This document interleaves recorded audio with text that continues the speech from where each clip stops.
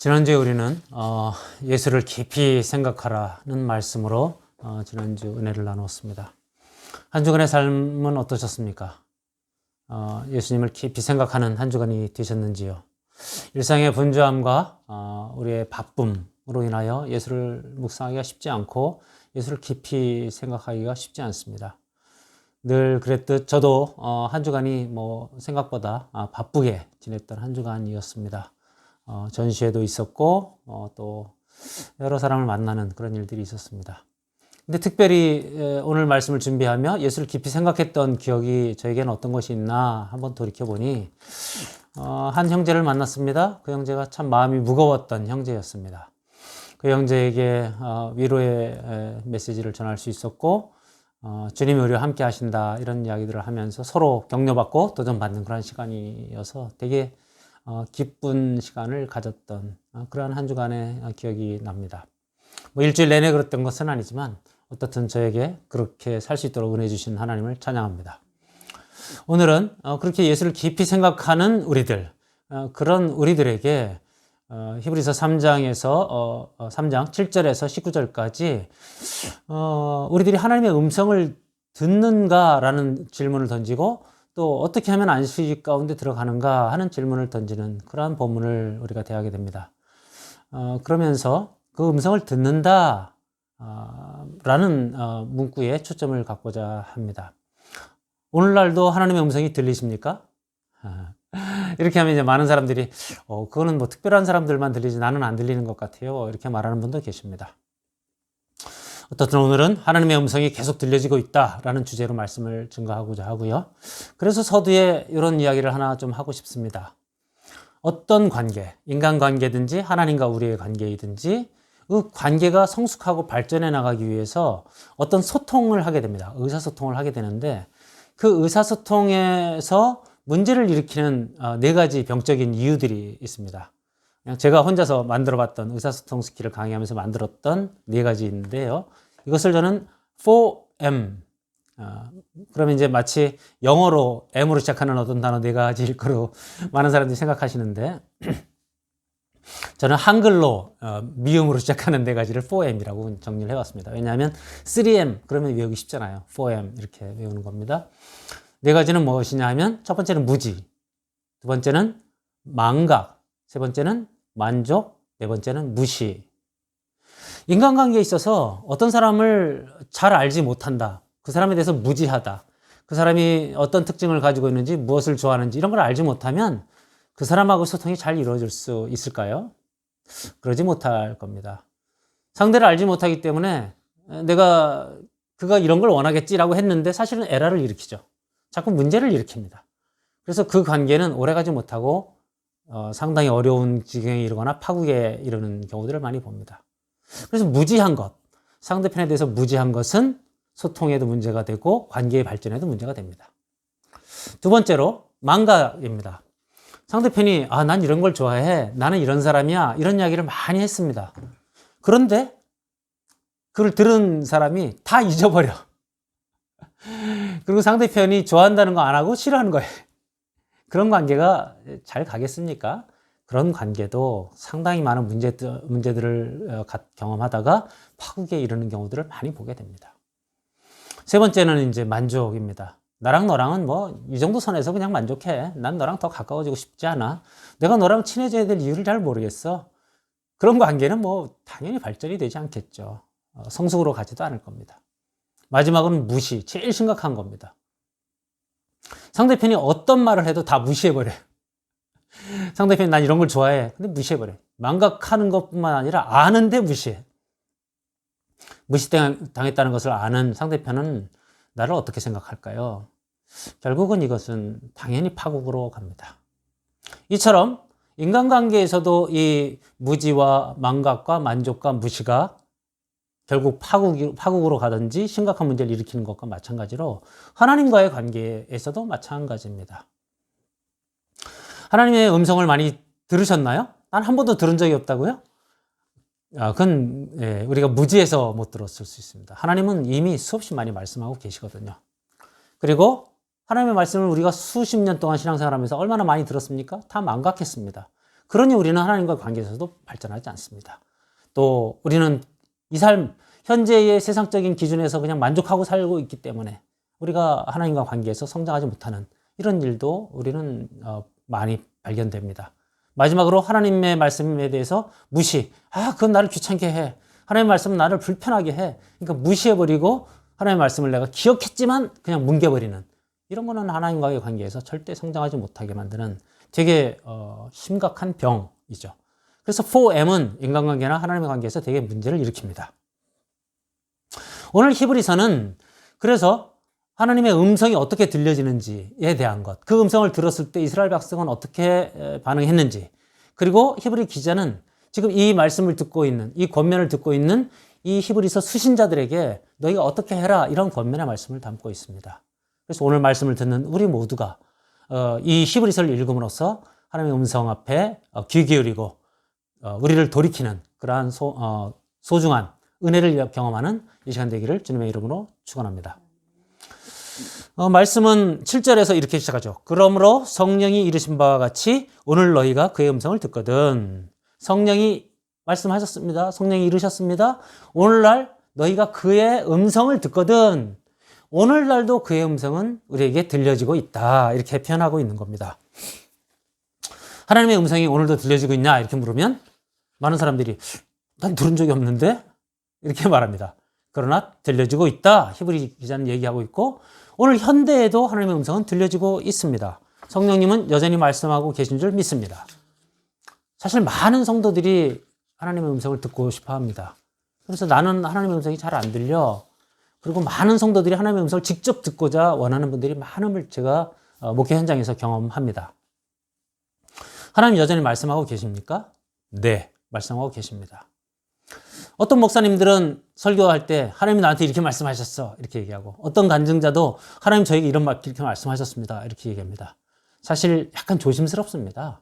왜냐하면 하나님이 그렇게 직접적으로 계시하는 경우가 특별한 경우이고 항상 그렇게 말씀하시지는 않거든요. 달라스 윌라드가 하나님의 음성이라는 책에서 자기가 경험했던 한 사례를 소개합니다. 자기 할머니가 어느 날 교회에 갔습니다. 교회에 가서 예배를 드렸습니다. 그런데 목사님이 주님께서 저에게 말씀하셨습니다. 교회를 건축하라고 하십니다. 그 음성을 들었던 할머니가 집에 와가지고는 이제 달라스 윌라드와 가족에게 그렇게 이야기를 했던 거죠. 왜 하나님은 저 목사님에게만 얘기하지? 왜 나한테 얘기하지 않으시지? 그렇게 얘기했다라는 표현을 하면서 그 하나님의 음성을 듣는 법에 대한 이야기를 책을 풀어나갑니다. 하나님은 그렇게 직접적인 계시를 하는 경우는 특별한 상황에서만 합니다. 그렇다면 우리에게는 어떻게 말씀하시죠? 내가 못 듣는 것은 난 열등한 것입니까? 내가 못 듣는 것은 내가 문제가 있다는 것입니까? 아닙니다. 과거에는 선지자와 사도들과 또 천사들을 통해서 진짜 말씀하셨어요. 그런데 현대 와서는 어떻게 바뀌었어요? 그때는 성경이 쓰여져 있지 않던 시절이니까 구약시대에는 그러니까 선지자들을 통해서 하시고 천사들을 통해서 하셨죠. 성경이 쓰여진 이유로는 성경이 직접 말씀합니다. 하나님의 말씀이 여기 거의 대부분 들어있어요. 그러니 특별히 따로 천사를 보내서 말씀하실 일이 많지 않아요.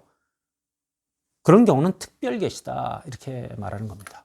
성경을 내가 직접 볼 수 있습니다. 그러니 하나님은 내게 직접 말씀하고 계신 겁니다. 내가 성경을 제대로만 보고 있다면 하나님의 음성은 나에게 직접 들려집니다.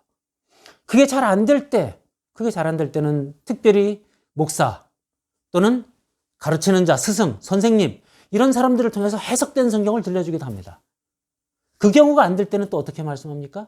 하나님의 말씀을 먹고 사는 동료, 선후배, 성도들의 교제, 코이노니아, 구역 모임, 또 선후배들과의 만남 그것을 통해서 하나님의 말씀이 간접적으로 전해집니다. 이렇게 직접적, 간접적으로 하나님의 말씀은 계속 우리에게 전해지고 있습니다. 뿐만 아니라 정말 특별한 경우에는 꿈을 통해서, 환상을 통해서, 때로는 자연을 통해서, 때로는 환경을 통해서 우리에게 주어집니다. 뭐 천사를 볼 수도 있겠죠. 이렇게 하나님의 음성은 계속 들려지고 있습니다. 특별히 성경에 어떤 말들이 있습니까? 기뻐하라, 감사하라, 기도하라 이런 말씀이 있죠. 내가 거룩하니 너희도 거룩하라. 너희가 서로 사랑하면 내 제자인 줄 알리라. 너희가 낙심하지 말지니 때가 이르면 거두리라. 내가 너희를 사랑한다. 끝까지 사랑한다. 겸손하라. 때가 되면 너희를 높이시리라. 온유하라. 내게로 오라. 나를 깊이 생각하라. 인내하라. 얼마나 많은 말씀들이 있습니까? 말씀이 주어지지 않고 있다고요? 아니요. 말씀이 주어지고 있습니다. 그러면 어떤 분은 그럴지도 몰라요. 우리 현대인들의 삶에서 구체적인 것은 하나님의 말씀에서 이야기하고 있지 않아요. 뭐 예를 들면 이런 것들이 있을 수 있어요. 정수기로 물을 먹을까요? 삼다수로 물을 먹을까요? 네, 그런 건 말씀되어 있지 않죠. 예를 들면 행정고시를 볼까요? 외무고시를 볼까요? 임용고시를 볼까요? 이런 것도 말씀되어 있지 않아요. 나갈 때 전철로 갈까요? 택시로 갈까요? 이런 거 말씀되어 있지 않아요. 그런데 그것도 다 말씀되어 있다. 고린도전서 10장 31절에 이렇게 써 있습니다. 너희가 무엇을 먹든지 마시든지 모든 것을 할 때 다 하나님의 영광을 위하여 하라. 무엇을 하든지 하나님의 영광을 위해서 하라. 아주 추상적이지만 이런 모든 것에 적용되는 어떤 말이 있는 거죠. 그러니 전철을 타든 택시를 타든 어느 게 하나님의 영광이 되냐? 그냥 이것도 되고 저것도 된다. 그럼 아무거나 하셔도 되는 거예요. 그런 걸 일일이 묻는 것, 그거는 어린아이인 거죠. 성숙한 어른이 되면 그것이 하나님의 영광이 되면 그냥 하면 되는 거예요.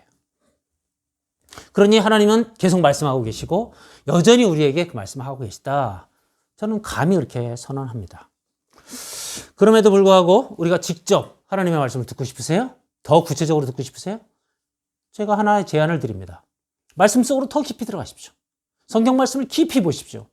껍데기를 잊지 마시고 더 깊은 곳으로 들어가십시오. 그러면 거기서 육신이 되어 이 땅에 오신 로고스, 그 예수님을 만나게 될 겁니다. 그 말씀을 듣게 될 겁니다. 그 하나님을 경험하게 될 것이고 그 하나님의 음성을 듣게 될 겁니다. 오늘 성경 본문에서도 여러 가지 이미 말씀을 하고 계시죠. 제가 읽어드리겠습니다. 11절에는 이런 말씀이 있죠. 완고하게 되지 않도록 하라. 물론 13절에도 반복되는 말씀입니다. 12절에는 삼가 조심하라. 13절에는 피차 권면하라. 13절에 또 완고하게 되지 말라. 14절에 견고히 잡으라. 11절, 18절, 19절에 안식에 들어오지 못하리라. 이런 말씀들이 계속 하나님이 말씀하고 계세요. 그 중에 오늘 한 두 가지 말씀을 한번 묵상해 보고자 합니다. 말씀하고 계시는 하나님이 오늘 히브리서 3장 7절에서 19절에서 말씀하셨던 중요한 요절 두 가지입니다. 13절에 권면하라와 11절, 18절, 19절에 있는 안식에 들어오지 못하리라. 이 말씀을 중심으로 보고자 합니다. 안식에 들어오지 못한다. 이 말씀은 무슨 말씀입니까? 이 말씀은 이 히브리 기자가 쓰고 있는 이 수신자들하고는 이미 익숙한 말씀입니다. 안식에 들어오지 못한다. 모세가 출애굽했던 그 상황을 가지고 말하고 있다는 것을 이 히브리 수신자들은 다 알고 있어요. 모세와 함께 이스라엘 백성들 200만 명이 출애굽했습니다. 그리고 그들은 광야 40년을 거쳤습니다. 그런데 가나안에 누가 들어갔어요? 여호수아와 갈렙 외에는 다 죽고 다 쓰러졌어요. 다 넘어졌어요. 다 엎드러졌어요. 못 들어갔어요. 그러니까 안식에 들어가지 못한다라는 말을 듣는 순간 이 히브리 수신자들, 이 디아스포라 유대인들은 모세를 떠올리고 출애굽을 떠올릴 겁니다. 근데 그들이 들어가지 못했다 이렇게 저자는 말하고 있는 겁니다. 그래서 이들 머릿속에는 마치 우리가 이순신 장군 그러면 떠오르는 것처럼 모세가 출애굽을 들어가지 못했던 그 장면이 상상 속에서 떠오릅니다. 그러면서 오늘 저자는 들어가지 못한 이유를 세 가지로 언급합니다. 첫 번째는 그들이 13절에 보면 죄의 유혹으로 인하여서 마음이 완고해졌다. 강팍해졌다. 마음이 굳은 마음이 되었다. 이렇게 표현하고 그러다 보니 그들이 하나님과 내내 다투고 싸웠다. 우리가 잘 기억하는 사건이 하나 있죠. 이스라엘 백성들이 출애굽해서 한 달 정도 됐을 때에 물이 떨어졌습니다. 그들이 모세에게 왜 우리를 이 광야에서 죽게 하느냐 이렇게 말합니다. 그러면서 애굽에서는 우리가 고기가 막 곁에 있었고 떡을 마음껏 먹었었는데 왜 여기서 우리가 이렇게 줄여 죽게 하느냐 이렇게 얘기합니다. 그때 하나님이 무리바 반석을 지팡이로 치게 하고 거기서 물이 나와서 이스라엘 백성들이 갈증을 해소합니다. 그때 그 바위를 무리바라고 표현하죠. 하나님과 다투었다. 마사, 무리바 이렇게 표현합니다. 이스라엘 백성들은 계속 하나님께 원망하고 불만을 터뜨리고 다투었습니다. 그래서 하나님이 노하셨다, 격노하셨다 이런 말씀이 오늘 이 7절에서부터 18절까지 여러 번 반복되게 나옵니다. 하나님은 이스라엘 백성들의 그 딱딱한 마음, 돌짝 같은 마음에 격노하십니다. 다투는 마음에 격노하십니다. 제가 고등학교 친구 한 명을 전도하려고 애썼던 적이 있었습니다. 되게 똑똑한 친구입니다. 저는 평범한 노력하는 범자라면 그 친구는 천재적인 친구였습니다. 학교에서 전교에서 탑3 안에 들었던 친구고 지금도 뭐 교수로 잘 있습니다. 근데 이 친구를 전도하려고 애를 썼는데 그 마음에 이렇게 단단한 돌짝 같은 것이 있으니까 이미 자기가 너무 세상 철학에 가득해요. 내 안에 내가 너무 많아. 그러니까 들어가질 않습니다. 결국 그 친구와 이제 굉장히 오랜 시간 전도를 애썼습니다만 제가 이것은 믿음의 문제인 것 같다. 내가 더 이상 논리로 너를 설득할 수는 없다. 지금은 이제 그 친구가 뭐 카톨릭을 다니고 있습니다만 어떻든 그렇게 마음이 단단했던 친구가 하나 있었습니다. 두 번째 이유, 이들이 안식에 들어가지 못한 두 번째 이유는 뭐냐면 죄의 유혹에 미혹되어서 길을 알지 못했다. 그래서 그들이 하나님의 마음을 슬프게 했다. 이런 표현을 쓰고 있습니다. 죄의 유혹. 사실은 하나님하고 같이 걸어가는 길은 의와 진리의 길이죠. 그런데 죄가 옆으로 약간 삐딱삐딱하게, 세상의 철학이 약간 삐딱삐딱하게 이렇게 끌고 갑니다. 그래서 결국 길을 잃어버렸어요. 이스라엘 백성들은 사실은 40일이면 가나안에 들어갈 수 있었죠. 2주면 들어갈 수 있었죠. 그런데 이들이 40일간 정탐하고 나와서 12명 중에 10명이 여기는 우리를 삼키는 땅이다 이렇게 말하죠. 그래서 결국 40년 동안 옆길을 돌아다니지 않습니까? 이게 죄의 유혹에 빠진 자들의 말로입니다. 그것을 보시면 하나님은 슬퍼하셨다 이렇게 말합니다. 이들은 그래서 또 시내산에서 십계명을 받고 내려온 모세, 그 앞에 이들은 어땠습니까? 아피스, 금송아지를 만들었어요. 그래서 이것이 우리를 인도한 여호와다 이렇게 말합니다. 그들은 여호와 숭배를 하는 것처럼 보였으나 실제로는 아피스, 금송아지, 우상을 만들었습니다. 그래서 하나님은 우상을 만들지 마라. 곁길로 새어나갈 수 있다. 이렇게 말하는 겁니다. 그게 두 번째 이유. 세 번째 이유는 믿지 아니하는 악심을 품어서 하나님으로부터 떨어져 나갔다. 믿지 아니하는 악심, 불신, 불순종, 불신, 그걸 악한 마음이라고 표현합니다. 포네로스 카르디아, 악한 마음.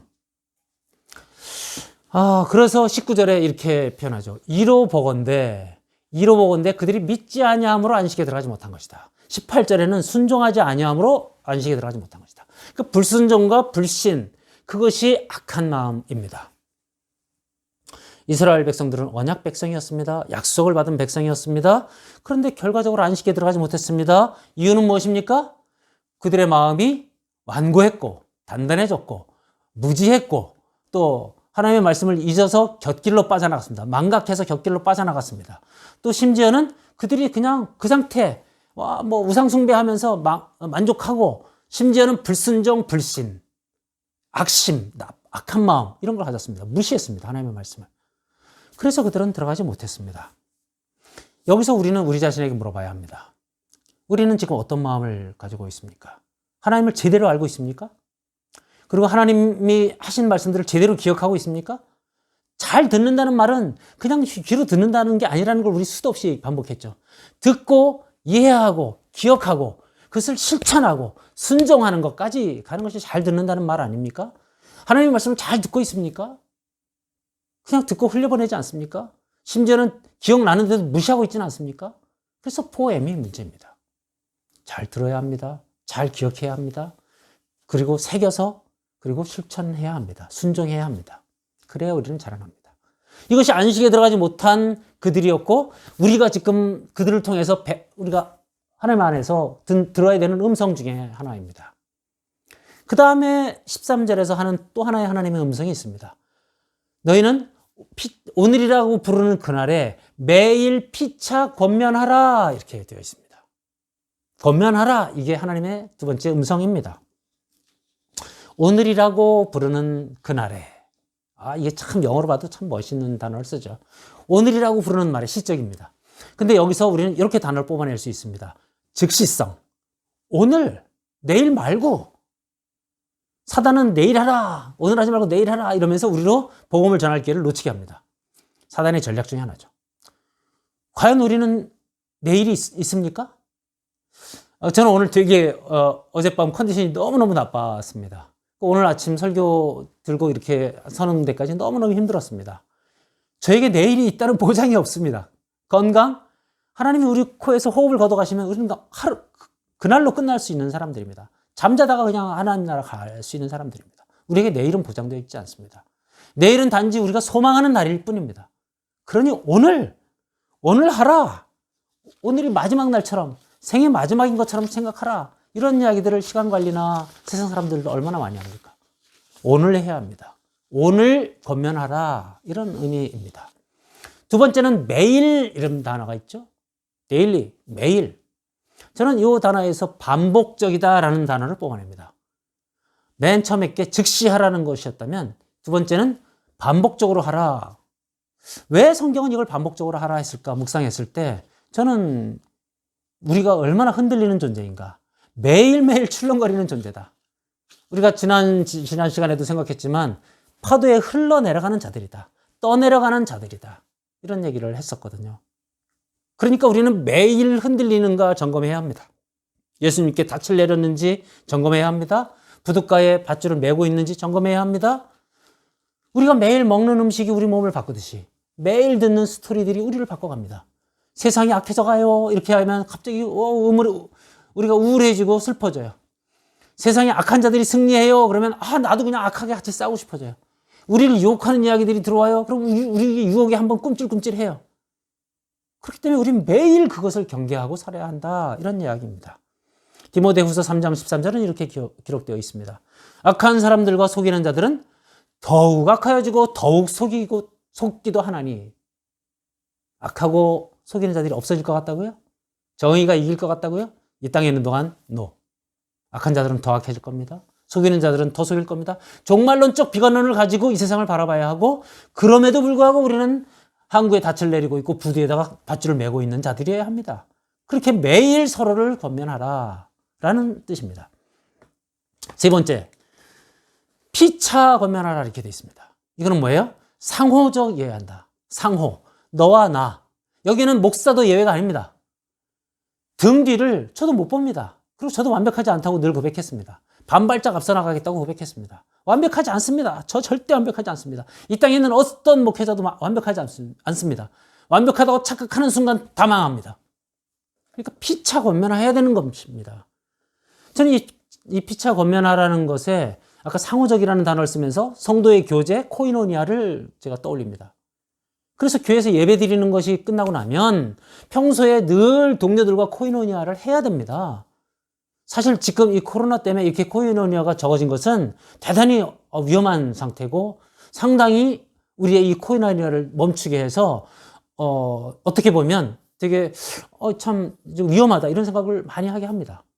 코이노니아를 통해서 동료, 선후배가 서로를 권면하는 이런 관계가 계속 유지돼야만 우리는 견딜 수 있다. 내 등 뒤, 전신갑주를 입어도 내 등 뒤를 보호할 수 없다. 내 등 뒤는 내 동료가 보호한다. 나는 동료의 등 뒤를 보호한다. 이런 것이죠.